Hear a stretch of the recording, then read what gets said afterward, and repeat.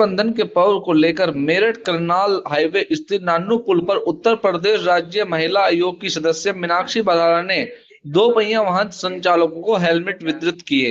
इस दौरान उन्होंने भाइयों की सुरक्षा को लेकर यातायात नियमों के प्रति जागरूक भी किया और उन्हें भाइयों को राखी भी बांधी। मीनाक्षी बराड़ा ने कहा कि सड़क पर वाहन चलाते समय हेलमेट पहनना बेहद ही जरूरी है।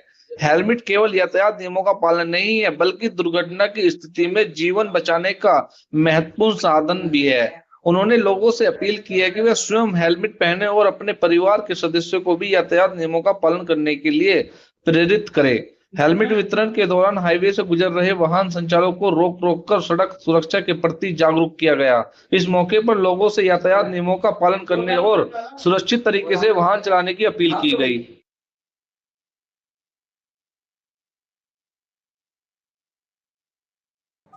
देखिए, मैंने पिछले 1 साल में बहुत सारे ऐसे परिवारों में गई हूँ जिनके बहनों के सर से भाई का साया उठ गया, चूंकि उनका रोड एक्सीडेंट हुआ और उन्होंने हेलमेट नहीं पहना हुआ था और अब वो इस दुनिया में नहीं रहे।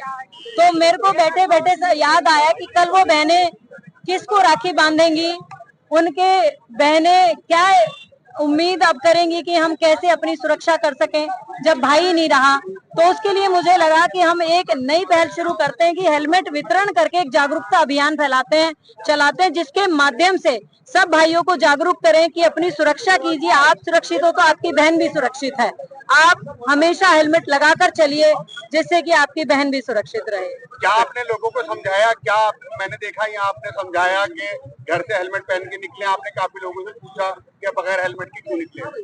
देखिए, हमारे जिस हाईवे पे हम खड़े हैं इसके आसपास जो गांव है वो ये कह देते हैं हम तो थोड़ी दूर सब्जी तो लेने जा रहे हैं, हम इसलिए हेलमेट नहीं पहन के आए। पुलिस भी कई बार इंक्वायरी करती है, मैंने भी कई लोगों से पूछा है।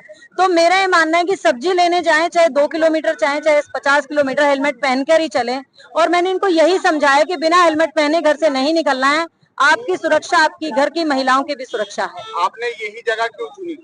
क्योंकि यहाँ के आसपास में आप देखिएगा, आप जितने रोड पे निकलेंगे जेंट्स बिना हेलमेट लगाए निकलेंगे। इस एरिया में बिल्कुल जागरूकता नहीं है, कोई भी हेलमेट नहीं लगा। बताया जाता है यहाँ हर वक्त एक्सीडेंट होते हैं, बहुत ज्यादा दुर्घटनाएं होती है। जी, आज भी हमारे यहाँ एक एक्सीडेंट हुआ है भोला जाल के पास। अगर उस लड़के ने भी हेलमेट लगाया हुआ होता, उसने भी हेलमेट नहीं लगाया था, बाइक से था, तो कल उसकी बहन उसको राखी बांध पाती। सिर्फ हेलमेट ना होने की वजह से उसकी बहन कल उसको राखी नहीं बांधी। देखिए, आपने कुछ तो सोचा कि किसी की सुरक्षा हो सके, हेलमेट आप बांट रही हैं, लेकिन क्या आपको लगता है कि भाई पुलिस और प्रशासन को भी कोई कदम उठाना चाहिए ताकि यहाँ पर एक्सीडेंट ना हो?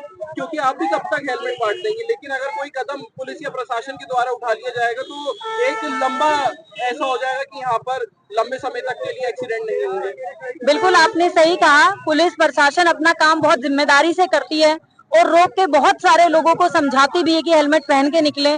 तो आपने देखा होगा जिन्हें नहीं पहनना, अगर पुलिस चौकी वहां है तो उसके बाएं से एक रास्ता जो छोटा कटा होता है उससे निकल जाएंगे, लेकिन हेलमेट पहनना पसंद नहीं करेंगे।